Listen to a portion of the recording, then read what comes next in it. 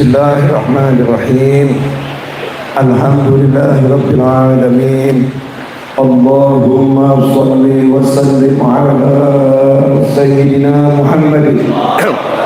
Iftahi bab rahmatillah ma'adada ma fi 'ilmillah. Salatan wa salaman da'imain bidawami mulkillah wa ala alihi wa sahbihi. Allahumma shalli ala sayyidina Muhammad تفتح بها لنا فتوح العالمين وتفقهنا بها في الدين وعلى آله وصحبه. السلام عليكم ورحمة الله وبركاته. Alhamdulillah bisa duduk bersama sehat walafiat. Saya minta maaf kalau suara saya seperti ini.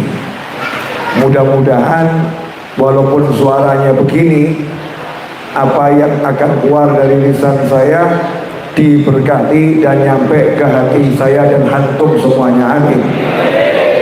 Bisa menjadi ilmu yang bermanfaat. Nyantai saja. Tadi saya ditanya, Habib mau duduk atau berdiri? Saya pengen duduk saja. Ya, pengen duduk saja biar jadi majelis ilmu santai. Ya, majelis ilmu santai. Ilmu itu titik paling pentingnya adalah al-barokah. Ya, titik paling pentingnya ilmu adalah al-barokah. Sebanyak apapun yang kita pelajari, kalau tidak berkah maka nggak akan bermanfaat. Ya, tidak akan bermanfaat. Harta titik paling pentingnya juga barokah. Sebanyak apapun hartanya, kalau nggak berkah nggak akan manfaat. Ketampanan saya misalnya, alhamdulillah. Ya, masing-masing harus pede dengan tampannya. Beberapa hari sepekan yang lalu ada seorang artis foto bareng saya, laki-laki ya. Artis laki-laki foto bareng saya. Salah satu teman saya nanya, kebetulan artisnya memang ganteng dan masih muda. Beb, antum sama dia ganteng mana? Maka saya jawab, kalau saya bilang ganteng saya sombong. Tapi kalau saya bilang ganteng dia, saya kufur nikmat. Paham nggak? Udah, yang nggak paham nggak usah paham. Kalau saya bilang ganteng dia, berarti saya kufur nikmat. Wajah ganteng, wajah cantik, itu titik paling pentingnya barokah atau tidak. Ganteng-ganteng nggak berkah, nggak manfaat. Cantik-cantik nggak berkah, nggak manfaat. Pondok, rumah, kendaraan, titik paling pentingnya adalah al-barokah.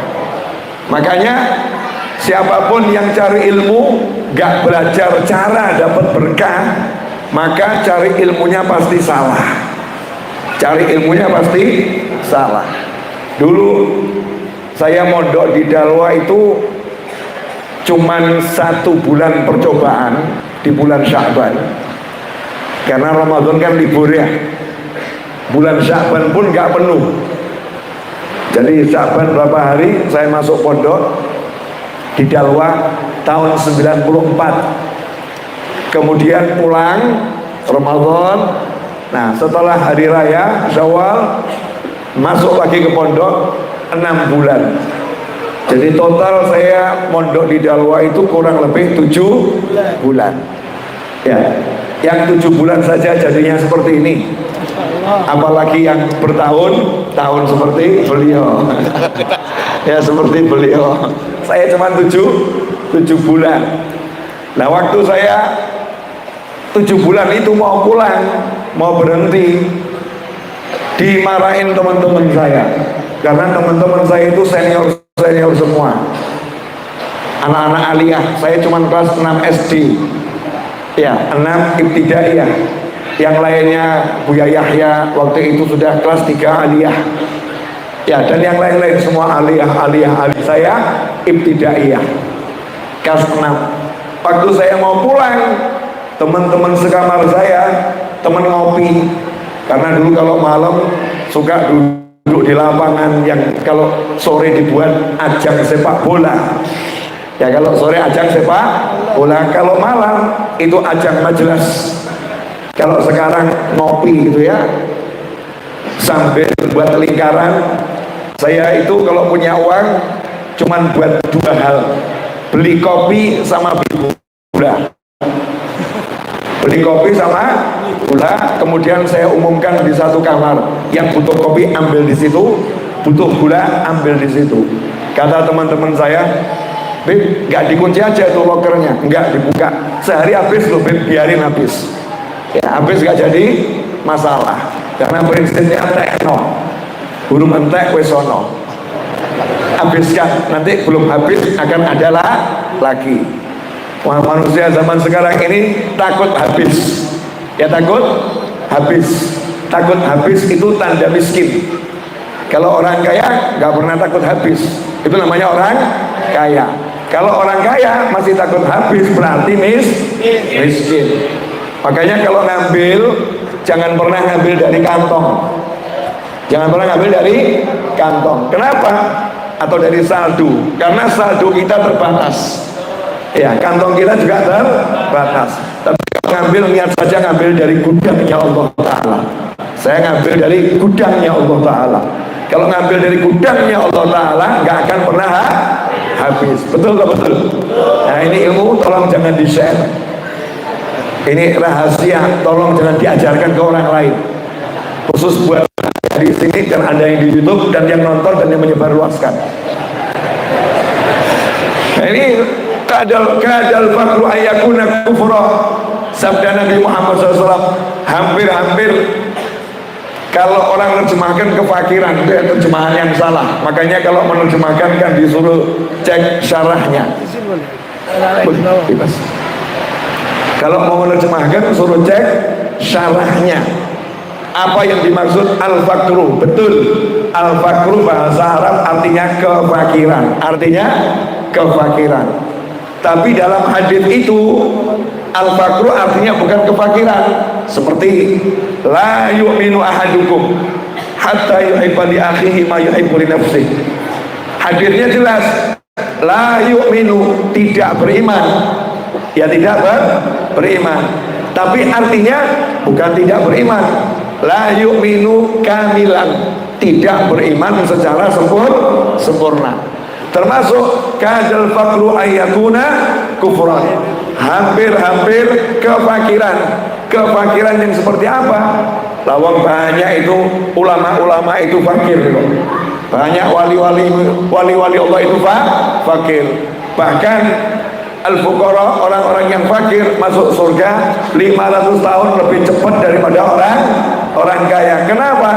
Karena perhitungannya sedikit, hitung-hitungannya, auditnya sedikit, gak ada yang diaudit, sehingga cepat masuk surga. Lantas apa arti kata al-fakru dalam hadis tersebut? Para ulama mengartikan al-fakru di situ adalah khauful faqr, rasa takut jatuh miskin, rasa takut kehilangan pangkat, rasa takut kehilangan kedudukan, rasa takut kehilangan harta, rasa takut kehilangan popularitas, rasa takut kehilangan dunia. Nah, yang semacam itu, rasa takut itu hampir-hampir menyebabkan seseorang terjerumus pada kekufuran. Makanya syarat jadi orang kaya yang hakiki adalah gak takut miskin. Gak takut miskin. Lah yang anehnya di akhir zaman kita ini udah miskin, takut miskin. Ya udah miskin takut miskin. Wong udah pengalaman gak punya duit kok takut gak punya duit. Udah pengalaman dipecat kok takut dipecat. Udah pengalaman nganggur kok takut nganggur. Yang pantas takut miskin adalah orang-orang kaya. Dan orang kaya sebetulnya gak pantas takut jatuh miskin.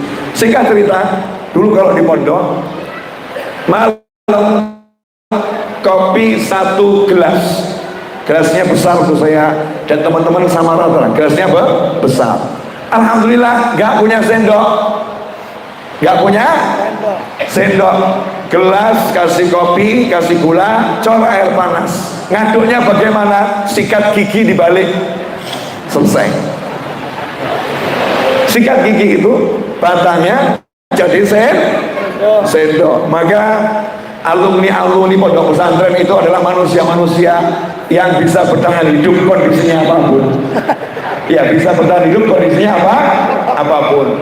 Nah, 1 gelas ini barokah, diminum orang 10 nggak habis-habis. Gimana caranya? Saya seruput, berhenti, nggak akan pindah sebelum saya pindahkan. Jadi yang di sebelah ini nunggu cepet-cepet, ayo pimpin ya, geser. Nah, sambil cerita-cerita, setelah digeser, seruput, yang di sebelahnya nunggu lagi, muter sampai kembali, sehingga 1 gelas juga habis sambil ngobrol asyik, lihat langit, lihat bintang. Zaman sekarang banyak orang itu punya duit, ya, tapi nggak tahu cara bahagia. Kami anak pondok nggak punya duit, udah diajari cara bahagia. Bahagia nggak dengan duit, tapi bahagia itu duduk bersama dalam cinta bersama orang-orang yang taat pada Allah Subhanahu wa Ta'ala. Bahagia, asyik. Nah, kalau sama teman saja bisa bahagia, apalagi kalau duduk ngopinya sama ayah, apalagi kalau duduk ngopinya sama ibu, apalagi duduk ngopinya sama anak, apalagi duduk ngopinya sama pasangan hidup, ngobrol bareng seperti yang dilakukan baginda Muhammad Sallallahu Alaihi Wasallam, yaitu suap-suapan dengan Sayyidatuna Aisyah radhiyallahu taala anha, menyenangkan. Nah, teman-teman saya ini waktu saya pamit mau pulang marah. Saya sebetulnya nggak pengen pulang, pengen belajar terus di pondok, tapi ibu saya memerintahkan saya pulang. Udah cukup, di pondoknya sudah cukup, pulang kamu. Maka saya ngomong sama teman saya disuruh ibu saya pulang. Teman saya cerita, tuh kemarin di sini ada yang mondok 2 tahun, 2 tahun pamit sama abuya mau pulang, nggak diizinkan sama abuya, nekat dia, ketabrak, patah kakinya. Jadi semua cerita-cerita orang-orang yang nekat pulang pondok, kecelakaan, ya sakit, kualat, ya bahasa kita, kualat diceritakan, ditakut-takutin saya, biar saya nggak pulang dari pondok. Tapi namanya saya ditakut-takutin, kagak takut. Kalau niatnya memang nggak pengen pulang ya, niatnya pengen belajar terus. Tapi namanya perintah orang tua ya harus dilaksanakan. Masuk saya masjid itu baru selesai dibangun saat saya masuk pondok tahun 94. Ya, masjid itu selesai dibangun tahun 94. Tahun 95 peletakan batu pertama universitas, ya, yang ada di Dalwa itu tahun 95. Saya termasuk yang ikut mendoakan di situ. Karena Habib Hasan Baharun, Habib Hasan Baharun waktu mau bangun itu nggak punya duit, tapi punya niat, yang punya niat dan punya senjata. Apa senjatanya? Doa silahul mu'min. Doa adalah senjatanya orang yang beriman. Maka 700 santri, saat itu santri Dalwa laki-laki baru 700, ya baru 700, sementara putrinya baru 300, total 1000. Itu yang saya ingat. 700 santri ini sama Abuya Al-Habib Hasan bin Habib Ahmad Baharun itu disuruh masuk ke tanah yang lagi dibangun, suruh masuk satu orang, tapi masuknya dengan cara tertentu. Mau enggak ilmunya? Itu nanti kalau diamalkan bangunan cepat selesai. Mau enggak ilmunya? Wani piro? Iya, mau bayar berapa? Ini mahal ya. Yang bangun rumah nggak selesai, bangun pondok nggak selesai, ya, bangun kantor nggak selesai. Kami angkatan 94, 95 dapat ilmunya. Yang masih ingat, saya dapat ilmunya, makanya saya praktekkan, makanya saya bangun terus itu. bangun terus dan selesai terus. Karena repot kalau bangun nggak selesai. Namanya proyek mangkir. Nggak ada judulnya Kiai Habib Ustadz proyeknya mangkir, nggak ada. Yang ada proyeknya jalan semua dan proyeknya berkembang. Rahasianya di sini.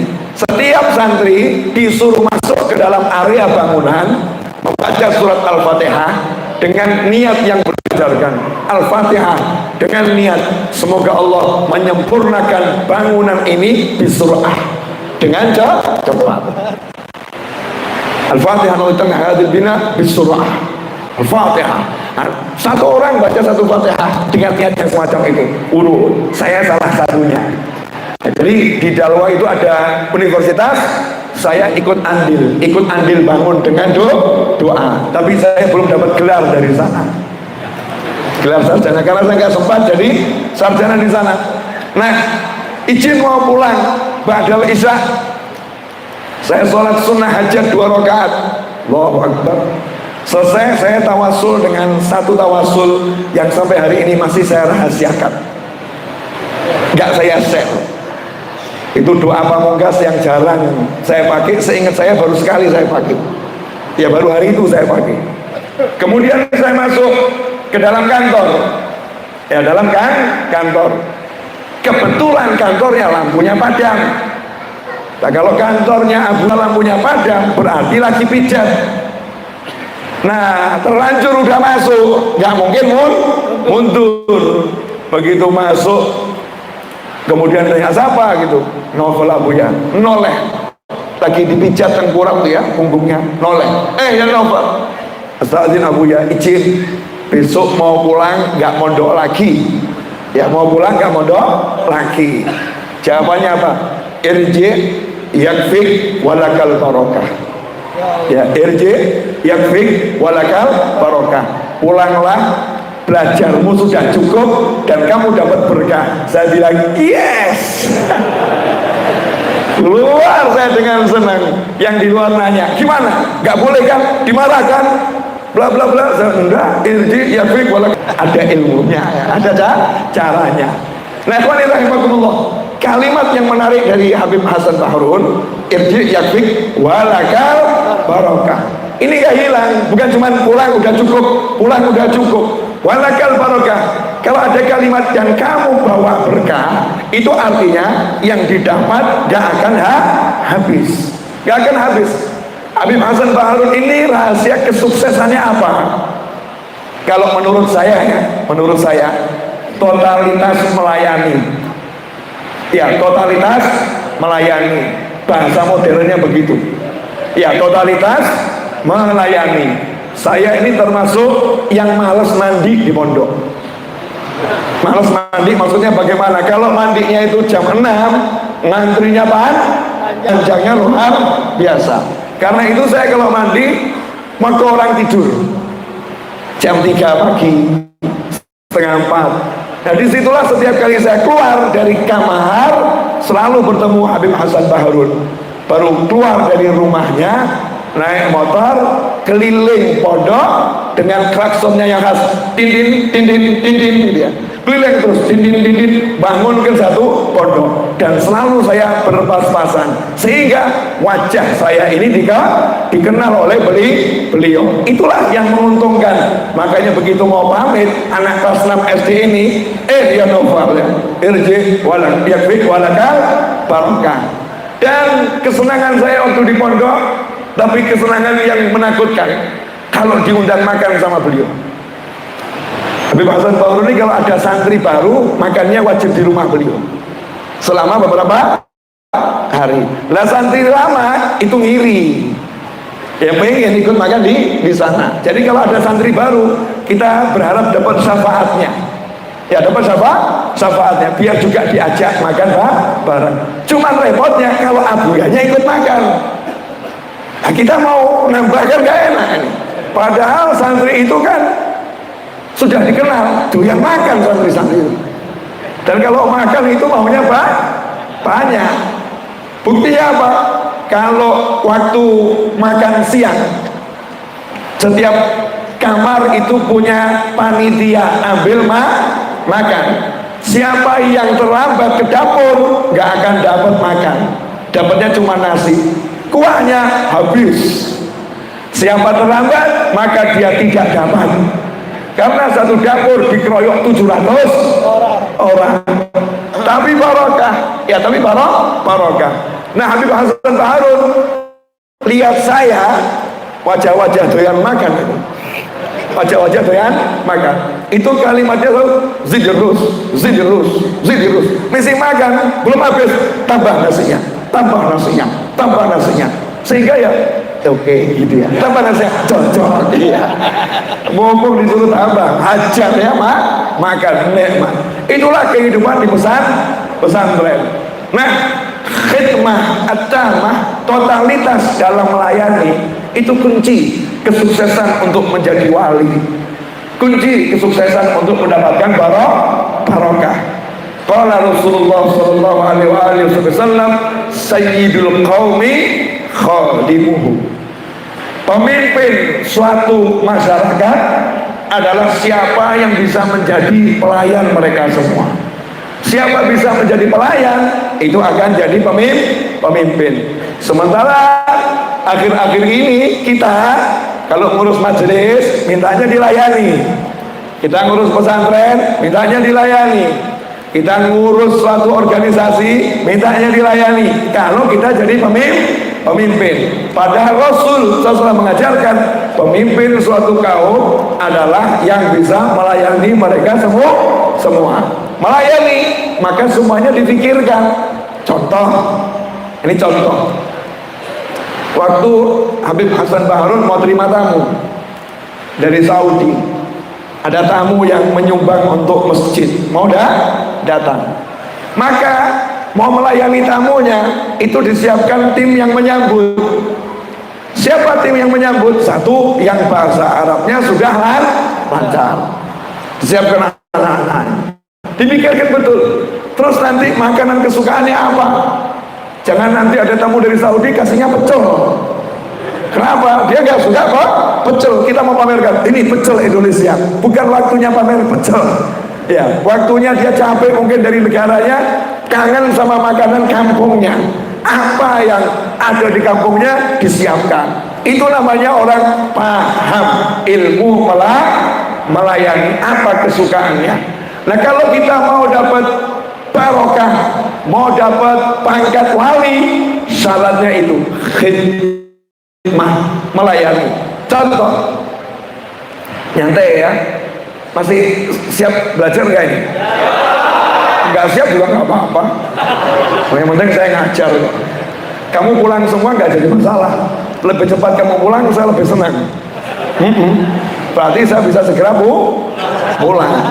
Maka kalau pengen saya segera pulang, tolong bantu saya. Mau bantu saya enggak? Enggak mau? Masya Allah. Lanjut ya. Nah, Rasulullah SAW dalam sebuah riwayat disebutkan, suatu ketika melakukan perjalanan bersama para sahabat radhiyallahu ta'ala anhum ajma'in. Rasulullah kalau melakukan perjalanan itu ada timnya, tim motor, tim masak, ada semua timnya. Seperti Al-Habib Muhammad bin Idrus Al-Habsyi radhiyallahu ta'ala anhu. Saya dapat cerita ini dari Habib Thahir Al-Hamid Surabaya. Habib Thahir Al-Hamid Surabaya almarhum, muridnya Habib Ali Bungun Al-Attas. Habib Ali bin Husain Al-Attas punya murid Habib Thahir Al-Hamid di Surabaya. Habib Thahir Al-Hamid ketika saya berkunjung ke rumah beliau cerita, dulu salaf kita, ulama-ulama kita kalau dakwah itu hebat. Di antaranya yang dimakamkan di Ampel Kubah, ya di Ampel Kubah. Siapa ziarah Sunan Ampel gak ziarah ke tempatnya Ampel Kubah, maka dia belum ziarah Sunan Ampel. Begitu kalau untuk habaib, ya untuk apa? Habaib. Kalau ziarah Sunan Ampel gak ziarah Habib Muhammad bin Idrus Al-Habsyi dan juga mertuanya Habib Muhammad bin Ahmad Al-Muhdar, maka belum ziarah. Makanya para habaib yang dicari pertama kali Ampel Kubah, Ampel Kubah, Ampel Kubah, baru Ampel. Kenapa? Biar diantarkan. Ya, biar diantarkan. Biar nanti akhirnya ziarah ke Sunan Bonang disambut. Siapa yang nganterin, itu yang menunjukkan nanti hasilnya. Kalau bahasa saya, bahasa Inggris gak jelas, punya people in, orang dalam. Iya, taunya orang dalam di Inggris kan apa ya, people in gitu aja ya. Nah di alam barzah kita harus punya orang dalam juga. Makanya ada caranya biar ditemui Sunan Ampel. Orang dalamnya siapa ya? Oh, Habib Muhammad bin Idrus Al-Habsyi. Ziarah situ dulu, nanti boleh mengantarkan. Mau diterima Nabi Muhammad SAW, ziarah kemana dulu ya? Oh, ziarah Tarim, ziarah Zamzam, berangkat ke Tarim, ziarah ke sana, baru berangkat umrah. Biar diantarkan ketemu Nabi Muhammad SAW. Nah kalau kita sendiri kan ya kita gitu. Kita sendiri, biasa-biasa saja. Kata Habib Thohir, Habib Muhammad bin Idrus Al-Habsyi ini kalau dakwah unik. Karena beliau kalau dakwah keluar kota itu satu rombongan, dulu naik dokar ya, dokar, satu rombongan ada pelawaknya. Kalau sekarang stand komedi ya ada pelawaknya. Kemudian ada musikusnya, mugambis, yang ahli main gambus. Kemudian ada yang ahli masak itu namanya apa? Chef. Ya. Apa nih? Chef. Tuh, ini terus ngomongnya. Kalau saya nggak jelas. Ya kan ya? Lengkap itu. Nah, Habib Muhammad bin Idrus waktu itu masuk ke satu kota, cari rumah yang dikenal masyarakat, rumahnya fulan yang besar, orang bisa kumpul. Maka seluruh penjual kambing di kota itu paham kalau ada Habib Muhammad bin Idrus Al-Habsyi, dagangan kita laris. Semua penjual kambing datang ke sana. Habib, saya punya kambing bagus. Habib punya kambing bagus. Sama Habib Muhammad dibeli, dibayar. Nih, kambingnya dibayar. Kemudian diserahkan ke dapur. Siapa yang masak? Tuan rumah. Bukan. Tuan rumahnya suruh duduk manis. Yang masak tadi apa? Chef. Oh, Masya Allah. Susah ngomongnya. Yang jago masak, ahli masak, enak masakannya. Nah, sambil masakan lagi dimasak, maka pelawak masyarakat kumpul datang. Nunggu apa? Makanan. Habibnya ceramah? Enggak. Habib Muhammad bin Idrus enggak ceramah, duduk di pojok. Orang-orang itu ketawa, tersenyum. Ya, dengar lawakan tadi ya, tertawa, tersenyum. Makanya jangan ngelawak di pengajian. Kalau mau ngelawak buat sendiri, ya namanya majelis lawak. Jangan jadikan pengajian tempat untuk melawak lagi. Nah, itu namanya majelis santai-santai. Ya, majelis santai. Pesta makan malam. Yang lawak selesai, ya mulailah yang gambus sambil makanan dihidangkan. Jadi orang makan menikmati musik gambus. Ada yang samar, ada yang jogetan syar'i, ya jogetan syar'i. Nah, Habibnya ngapain? Terima curhat. Kalau saya nggak terima curhat. Ya, Habib Muhammad bin Idrus Al-Habsyi terima curhat. Kenapa terima curhat? Bisa menyelesaikan. Kalau saya nggak bisa menyelesaikan, terima curhat. Di antara yang curhat, Habib, kakak saya tidak mau bicara sama saya udah sekian tahun. Apa sebabnya? Sebabnya urusan warisan. Loh, kenapa? Karena kakak saya itu ya ada warisannya jatah saya yang nggak diakui kakak saya, sehingga jatah saya itu saya ambil. Kakak saya marah. Berapa itu jatahnya? Sekian. Di mana rumah kakakmu? Di sana. Bangun Habib Muhammad bin Idrus Al-Habsyi, antarkan saya ke rumah kakakmu. Ya, nggak boleh kamu begini, nggak boleh dia begitu. Rasulullah nggak suka. Diantarkan, jalan ke rumah kakaknya. Sampai di situ kakaknya kaget. Loh, Habib Muhammad, ada apa Habib sampai di sini? Nggak apa-apa, duduk di sini. Saya kangen sama kamu. Siapa yang nggak kenal Habib Muhammad bin Idrus Al-Habsyi? Muridnya Saibil Maulid Simtud Durar. Duduk bersama. Kemudian Habib Muhammad berkata, ini loh saya bawa uang. Ini uang dari adikmu. Dah, ini uang jatah warisan yang diambil adikmu ya. Nih uangnya buat kamu. Sekarang yang rukun. Tangisan peluk-pelukan kakak adik itu ya. Selesai masalahnya.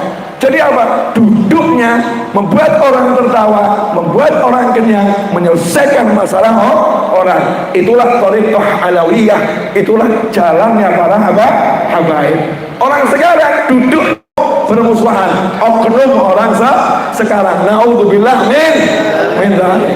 Nah, suatu ketika Nabi Muhammad SAW keluar bersama sahabat, duduk waktunya makan. Makanya kita ini kalau gaya-gaya niru Nabi, saya mau makan seperti Nabi. Nabi SAW makan daging kambing, jadi saya suka daging kambing. Jangan cuma kalimatnya berhenti di situ. Setelah makan daging kambing banyak, kemudian darah tinggi, stroke. Akhirnya nyalah ke Nabi. Saya gara-gara niru Nabi kena stroke. Ngawur kan? Naudzubillah min dzalik. Gak mungkin Rasulullah salah. Yang salah kita. Nabi Muhammad SAW tidak pernah makan daging yang tidak fresh. Nabi SAW nggak pernah makan daging yang tidak fresh. Nggak pernah minum susu kambing yang tidak fresh. Dan tidak pernah makan berlebihan. Dan tidak pernah makan satu secara kontinu. Makannya berganti-ganti. Itu kuncinya. Nah, hari itu sahabat ngomong, ya Rasulullah, kambing udah ada, mau disembelih, izinkan saya bagian yang nyembelih kambing. Kenapa pergi bawa kambing? Gak mau yang gak fresh. Orang sekarang beli kambing dipotong, disimpan di kulkas, disimpan di freezer. Setelah itu nanti jadi sate, jadi gulai, jadi macam-macam. Kambingnya, dagingnya gak fresh, jadi kurang sehat, kurang bagus untuk tubuh. Fresh. Angkat tangan seorang sahabat, ya Rasulullah SAW, izinkan aku yang bagian motong. Kemudian datang lagi sahabat, angkat tangan, ya Rasulullah SAW, izinkan aku yang bagian memotong-motong dagingnya. Setelah disembelih, kan dagingnya harus dikuliti, harus dipotong. Itu butuh keahlian. Kalau nggak ahli, nanti dagingnya nggak empuk, nggak tahu dagingnya bagus di mana, yang kurang bagus di mana. Itu ada ahlinya sendiri. Ya Rasulullah, yang motongin daging udah ada, izinkan saya bagian yang membumbuinya. Motong ada, kemudian nyincang-nyincang ada, yang ahli masaknya siapa itu? Saya akan masak ya Rasulullah. Selesai semua. Sahabat terdiam, tiba-tiba Nabi Muhammad SAW bangun, berdiri. Sahabat nanya, mau kemana Rasulullah? Rasulullah menjawab, izinkan aku bagian cari kayu bakarnya. Karena kalau nggak ada kayu bakarnya, nggak bisa dimasak. Untuk masak butuh kayu bakar. Izinkan aku bagian cari kayu bakarnya. Maka spontan sahabat mengatakan, ya Rasulullah, biar kami. Enggak, kalian duduk saja. Allah nggak suka sekumpulan orang yang duduk bersama, kok di situ ada satu yang nganggur, nggak ikut andil. Biar aku yang cari kayu bakarnya. Pertanyaan saya, cari kayu bakar di padang Sahara sama nyembelih kambing, mudah mana? Cari kayu bakar di padang Sahara sama membumbui masak, mudah mana? Paling susah cari kayu bakar. Dan itu yang dipikirkan oleh Nabi Muhammad SAW, detil secara keseluruhan. Oh, yang motong udah ada, oh yang nyincang udah ada, oh yang bumbil sudah ada, oh airnya udah ada. Nah, ini kompornya mana? Nah, itu loh pemimpin.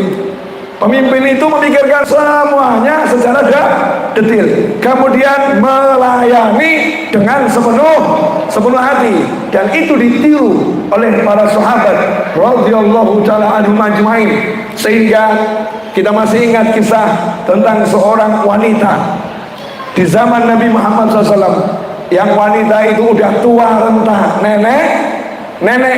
Kemudian wanita itu pengen khidmah, pengen melayani Nabi Muhammad Sallallahu Alaihi Wasallam.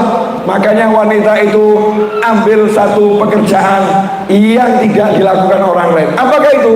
Dia ambil sapu, nyapu Masjid Nabawi, nyapu masjidnya Nabi Muhammad Sallallahu Alaihi Wasallam.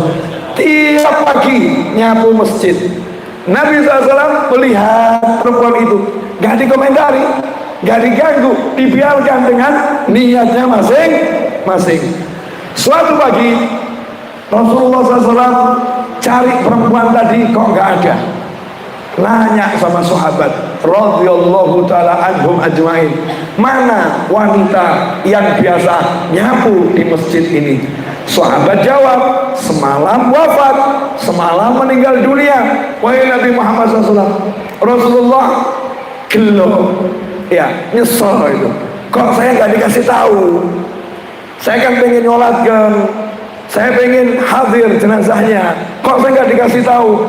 Sahabat menjawab, kami tidak berani mengganggu Nabi Muhammad SAW. Kenapa sahabat gak berani ganggu Nabi?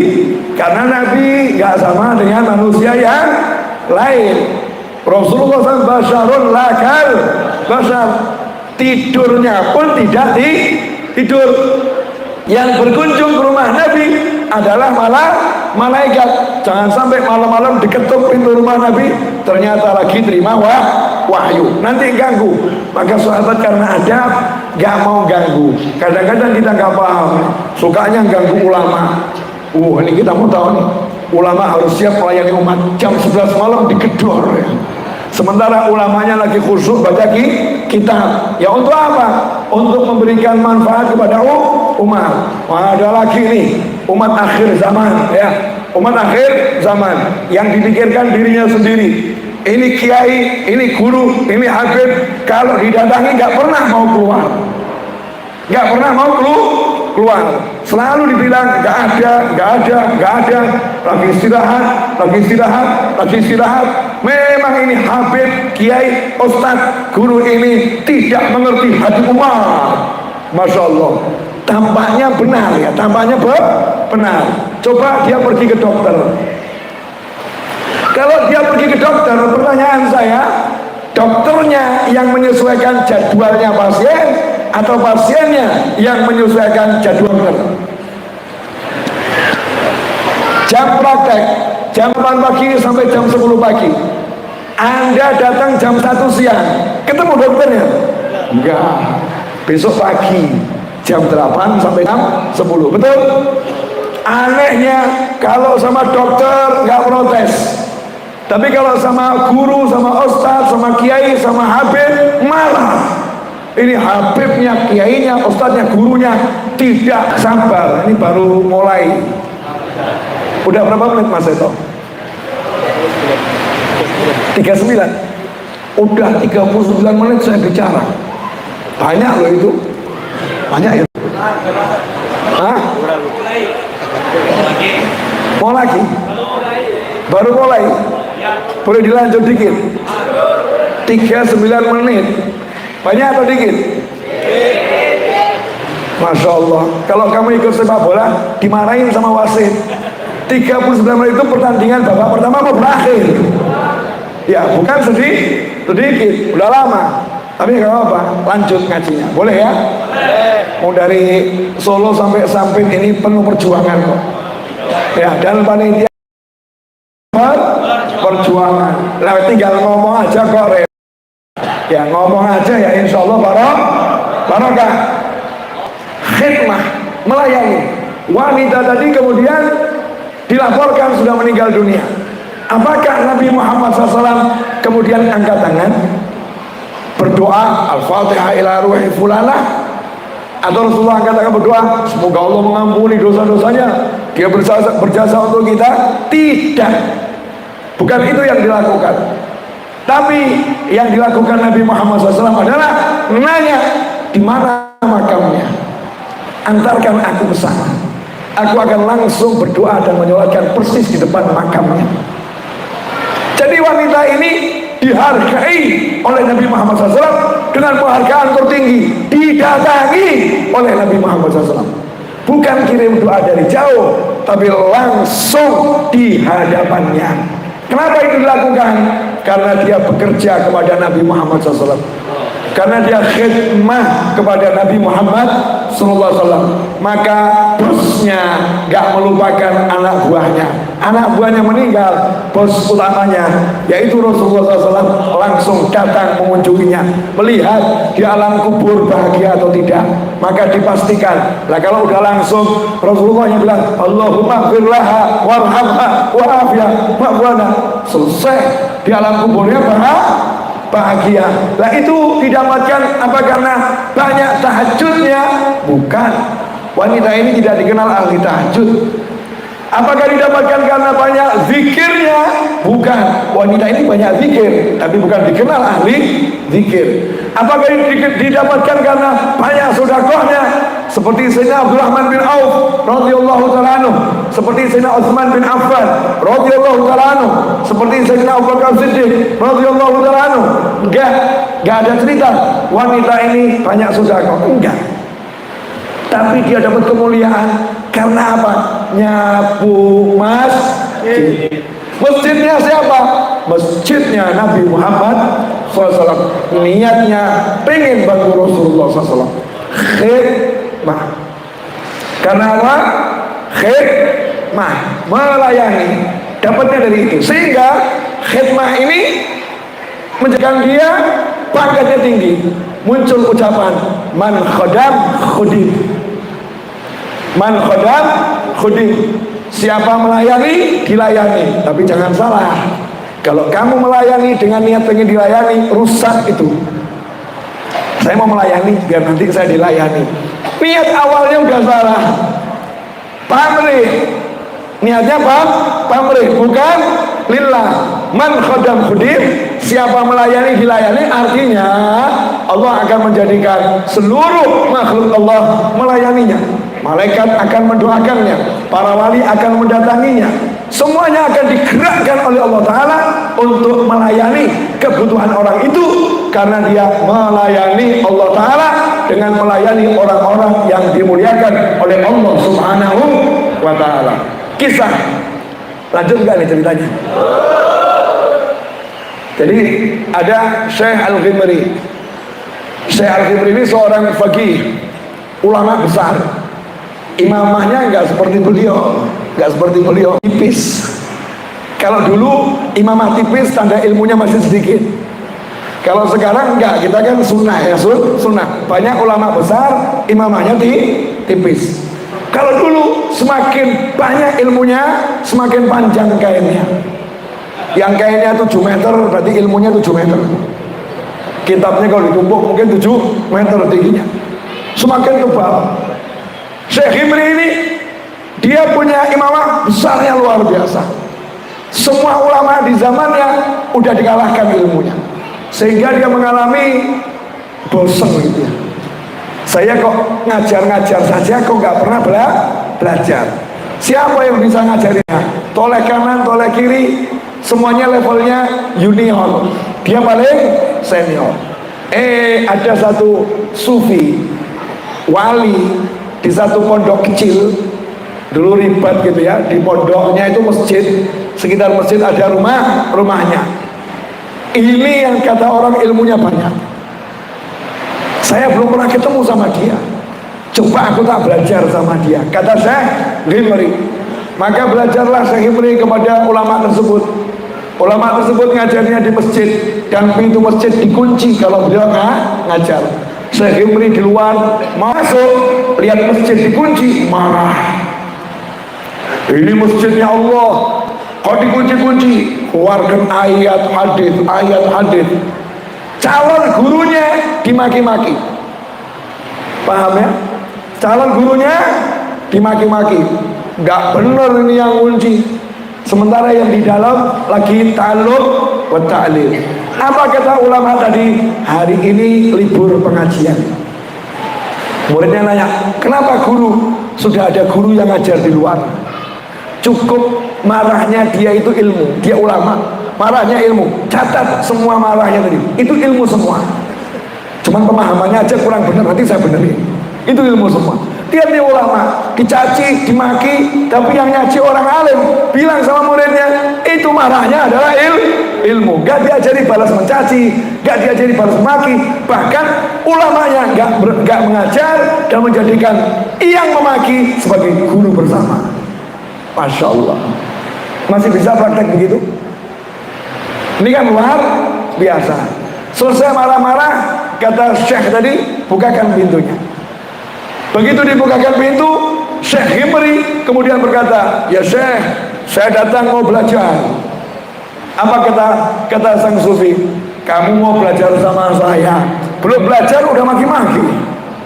Jadi kamu nggak pantas jadi murid saya. Kamu nggak pantas jadi murid saya.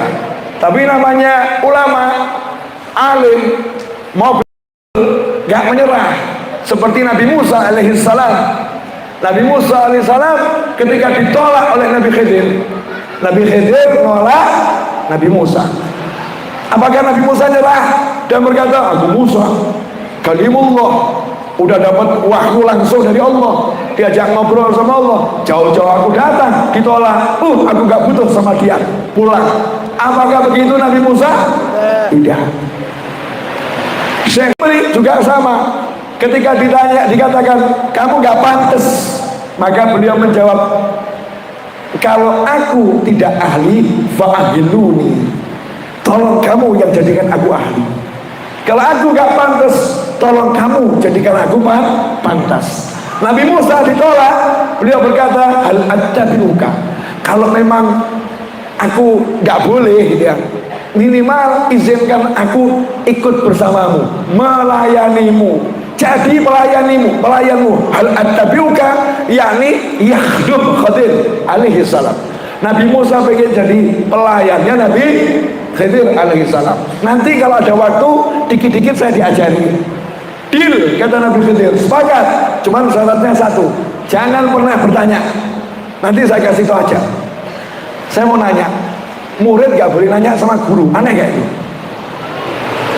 Mau belajar tapi gak boleh nanya. Boleh belajar tapi gak boleh nanya. Nah yang sekarang ini kita jadi santri sering kurang ajar. Udah dikasih tahu masih dilawan gurunya. Udah dijelaskan masih didebat gurunya. Nabi Khidir ngajari jangan nanya kamu. Bayangin tuh, itu adabnya orang belajar. Jangan nanya sampai nanti guru yang menjelaskan.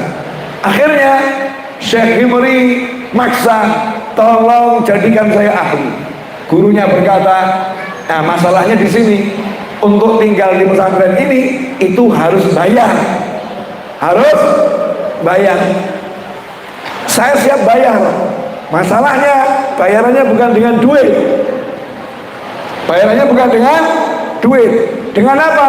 Kerja di sini, kerja di pesantren. Ada yang bagian nyangkul, ya, ada yang bagian nanam, ada yang bagian tadi kerja bakti bangun. Kalau sekarang begitu ya. Nah, kamu apa siap? Oh saya siap. Apapun saya siap. Nah itu masalahnya. Barusan saya cek semua pekerjaan sudah penuh, gak ada lowongan. Jadi tahun depan saja kamu, kalau salah satu pekerja udah selesai, kamu gantikan. Wah, saya nggak sanggup nunggu tahun depan, maunya sekarang. Maka ulama tadi nanya sama muridnya, ini udah di sketch ya, udah ada skenario, ada kerjaan enggak buat dia. Ada guru satu yang masih lowong, apa? Bagian kosek WC, bagian sikat toilet.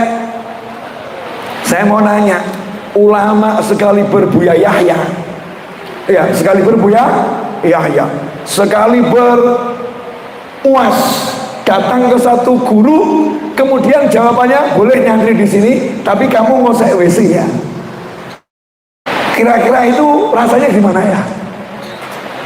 Ini ulama besar, tenang, imamannya besar, boleh nyantri di sini, tapi kamu bagian kosek WC. Jawabannya siap. Jawabannya siap. Maka di sini syarat, kalau kamu pengen jadi wali di pondok, itulah cari bagian ngosek WC. Nanti cepat jadi wali. Ya, biasanya santri suruh ngosek WC pada lari.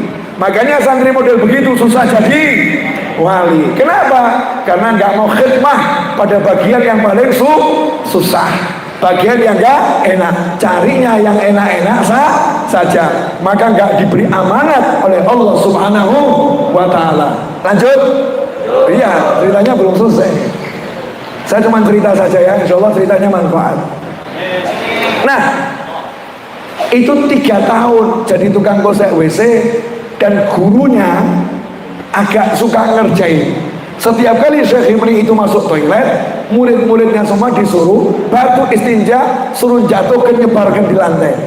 Otomatis nanti harus dipunguti batu istinja, bekasnya kotoran harus diambil sama Syekh Himri, ditata kembali. 3 tahun dilakukan. Kemudian gurunya mengatakan, kamu udah lulus bagian toilet, sekarang kamu saya naikkan kerjaan baru. Apa guru kerjaan barunya? Ini ulama besar ya. Kerjaan barumu sekarang bagian menyalakan lampu masjid, khusus yang malam hari, pada waktu tahajud. Waktu tahajud itu jatah kamu yang nyalain. Lampu masjid dulu bukan seperti sekarang saklar. Dulu lampunya adalah pakai tintir, lentera, dan jumlah lampunya ada 1000. Nah kalau untuk tahajud jam 1, nyalainnya mulai jam berapa itu? 1000 lampu. Dikerjain nih Syekh Himri sama gurunya, nurut, tiap malam lampunya dinyalakan. Suatu malam tertidur, gurunya masuk masjid, lampu masih padam. Maka gurunya teriak, Himri, marah, kok lampunya masih padam? Dengar teriakan gurunya, bangun Syekh Himri. Gak seperti santri zaman sekarang, udah digedor kamarnya sama gurunya, masih lanjut tidur. Mungkin senior-senior ini mengalami. Ya, dulu kita kalau dengar klaksonnya Abuya Habib Hasan, tin-tin, loncang. Santri zaman sekarang udah pakai rotan, coba dia tak tak tak, ambil selimut, lanjutkan tidur. Nah, Syekh Himri langsung bangun, loncat, lari ke masjid. Lampu itu ditunjuk pakai jari telunjuknya, nggak sadar tuh, nyala, nyala, nyala. Hasilnya setiap nunjuk lampunya nyala, lampunya nyala. Gurunya tersenyum, kemudian berkata, Himri, hari ini kamu lulus, selesai. Besok pagi keluar dari pondok. Apa kata muridnya? Apakah muridnya yes, bahagia gitu ya? Enggak. Kenapa? Karena merasakan manisnya ilmunya gurunya. Maka berkata guru, jangan, saya mau di sini saja, tetap bagiannya lagi lampu. Saya pengen belajar. Kata gurunya, nggak bisa. Nggak boleh ada 2 pedang di satu sarung. Kamu udah jadi sama seperti saya. Tugasmu dakwah di sana. Kalau kamu nggak nurut ke tempat yang saya tunjuk, tak usir lebih jauh lagi. Sehingga kalau mau ketemu saya nanti susah. Sami'na wa ata'na. Berapa hari kemudian datang Syekh Abu Madian Al-Maghribi radhiyallahu ta'ala anhu. Syekh Abu Madian ini salah satu gurunya Al-Faqih Al-Muqaddam. Ya, gurunya Al-Faqih Al-Muqaddam yang melantik Al-Faqih Al-Muqaddam jadi murid. Ya, sehingga keilmuan Al-Faqih Al-Muqaddam jadi dikenal dunia, jadi tenar karena dilamar sama ulama besar. Bukan melamar, tapi dilamar. Gurunya pengen jadi mulia, kalau dinisbahkan aku gurunya.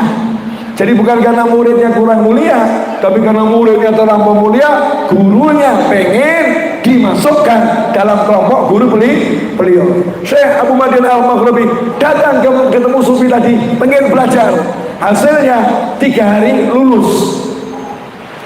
Anaknya Sufi tadi perempuan nanya, ayah, yang ini bertahun-tahun baru lulus, nah ini kok 3 tahun udah lulus? Jawabannya adalah, ya, yang pertama tadi mau saya nyalakan belum bawa kainnya. Kainnya belum ada, lampu itu ya, belum ada bahan bakarnya, belum ada koreknya, sehingga saya harus bentuk dia jadi kain dulu, jadi bakar dulu, jadi korek dulu, baru saya yang selesai. Butuh waktu bertahun-tahun. Tapi kalau Abu Madian ini dia datang sudah bawa lengkap, ini koreknya, ini kainnya, ini minyaknya, dan sebagainya. Jadi saya cuma tinggal begini, selesai. Nah, khidmah itu salah satu cara untuk membuat kita menyala, buat kita menyala. Saya mau bilang akhiron, nanti takutnya nggak boleh berakhir. Mas Eto, berapa menit? 56 menit. 4 menit lagi 1 jam. Lanjut. Memang manusia nggak punya perasaan. Udah tahu suara seperti suruh lanjut terus. Nggak apa-apa. Syekh Muhammad Mutawalli Asy-Sya'rawi rahimahullah, mufassir akhir zaman, almarhum Habib Anis Al-Habsyi Solo berkata, ini Syekh Mutawalli Asy-Sya'rawi ini mufassir akhir zaman. Beliau saking tenarnya, ya saking tenarnya Syekh Mutawalli Asy-Sya'rawi ini kalau mau dakwah ke satu desa itu mobilnya mesinnya dimatikan. Mesinnya dimatikan. Kenapa? Satu desa itu ngangkat mobilnya. Ngangkat orangnya nggak bisa, mobilnya diangkat. Mobilnya diangkat di Mesir sana. Pulang dari pengajian, Syekh Mutawalli Asy-Sya'rawi minta mampir pom bensin. Kemudian turun dari mobil ke toilet. Sama anaknya ditunggu lama kok nggak keluar. Anaknya khawatir. Anaknya nyusul ke toilet. Ternyata di pintu toilet itu terdengar suara. Heran dia, kok ada suara orang lagi kosek toilet. Maka dibuka ternyata ayahnya, ulama besar itu, lagi pakai sarung, pakai kaos dalam, jubahnya dan imamahnya dilepas, ditaruhkan di tempat yang aman, lagi ngosek WC. Kalau jumlahnya 10-10-10-nya digosek. Anaknya kaget, ayah, kenapa begini? Karena ayah ada sakit. Kenapa seperti ini? Jawabannya adalah, tadi ketika mobil diangkat, aku takut kalau hatiku timbul ujub, aku takut timbul rasa sombong.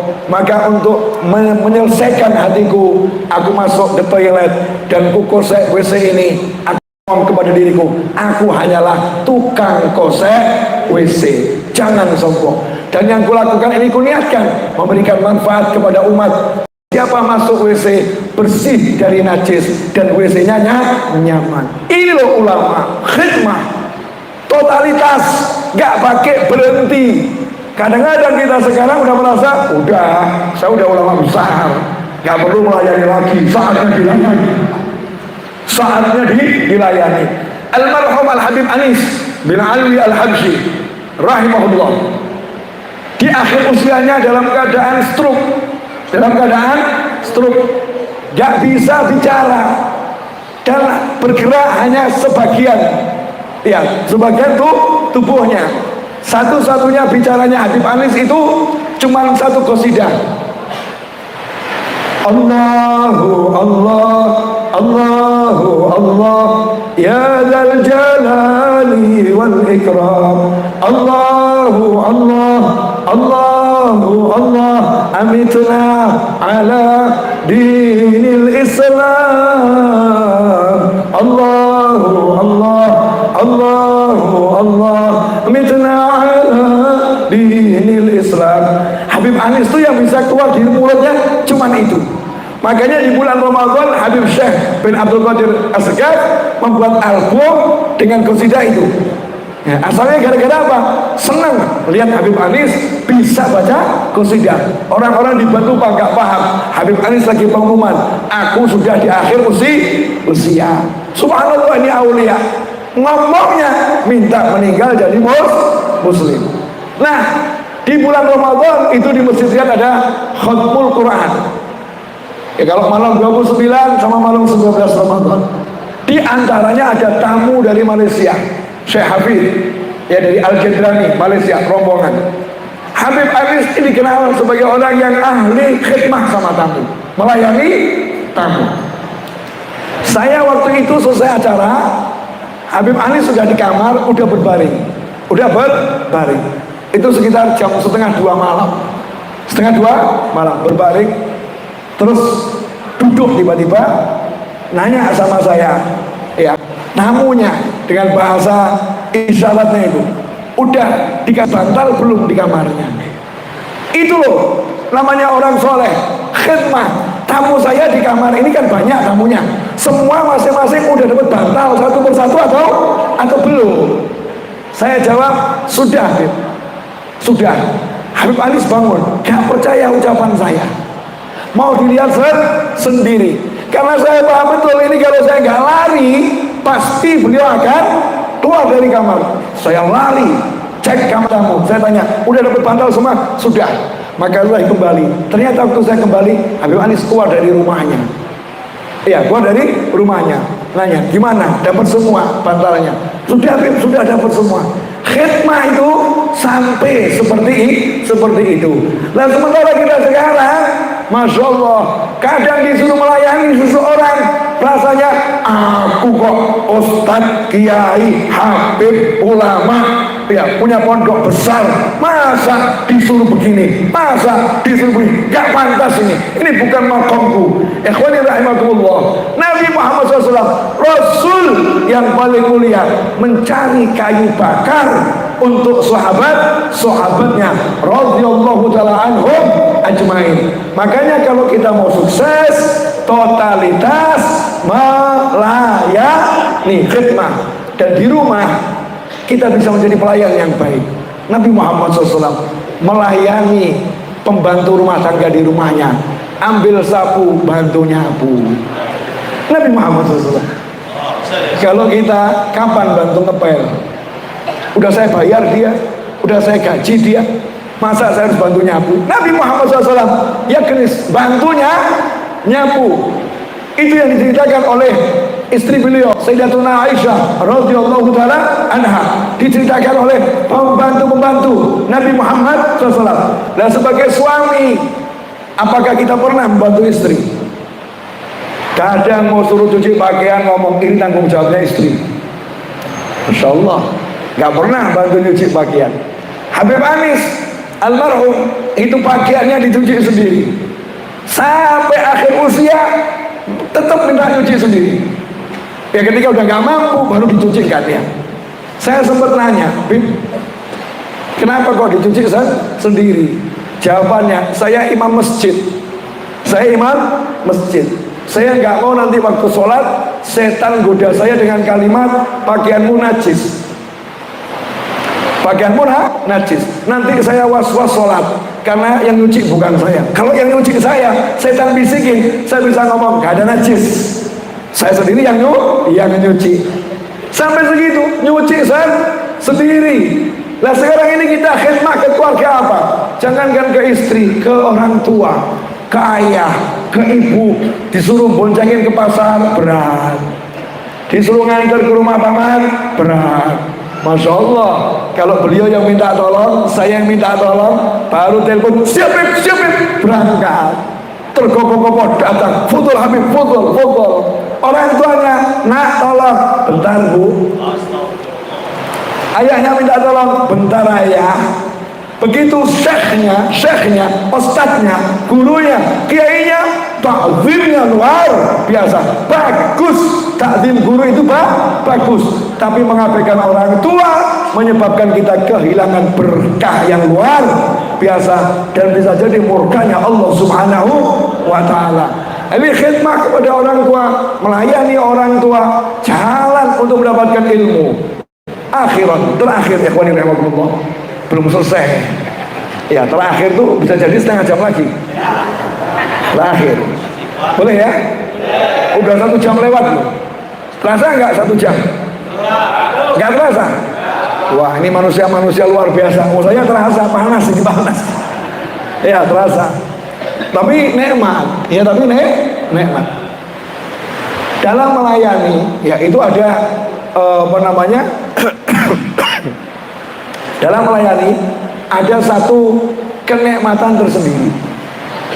Al-Habib Umar bin Muhammad bin Salim bin Hafid mata'allah bituli hayatih, ya, melayani para wali itu jalan untuk mencapai surga ilahi, gak repot. Habib Umar bin Hafid sekitar tahun 97 kalau saya gak salah ingat ya, tahun 97 atau 99, udah sangat lama, saya nggak ingat tahunnya persis. Ceramah dan saya dengar dengan telinga saya sendiri. Artinya bukan hasil rekaman ya, dengan telinga saya sendiri. Beliau menceritakan tentang pelayan pondok yang meninggal dunia. Di pondoknya Habib Umar Darul Mustafa sana, dulu di awal-awal pondok itu baru berdiri, ada seorang pelayan yang bagian cuci pakaiannya santri, bagian masakkan santri, itu meninggal dunia. Kebetulan pelayan ini punya teman, sahabat. Kalau kita bilang satu kamar ya, satu kamar. Sahabatnya malam tidur mimpi ketemu temannya yang meninggal. Mimpi ketemu temannya yang meninggal. Ternyata temannya ganti pakaian. Ya, pelayan di pondok itu ya pakaiannya gitu ya. Kalau toh gamis ya gamisnya begitu, sederhana sekali. Sarungnya bukan BHS, bukan. Ya sarungnya yang mungkin gak bermerek. Harganya mungkin juga gak jelas.